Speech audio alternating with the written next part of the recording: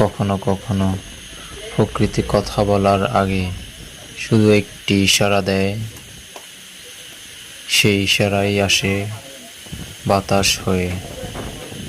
গাছের পাতায় পাতায় তার মুগ্ধ স্পর্শ যেন বলে দেয়, অপেক্ষা করো, আরো কিছু আসছে।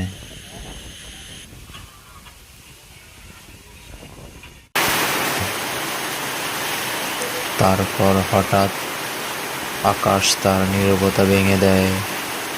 টিনের চালে বৃষ্টির টপ টপ শব্দ, যেন কোনো অদৃশ্য শিল্পীর বাজানো এক অনন্য সুর।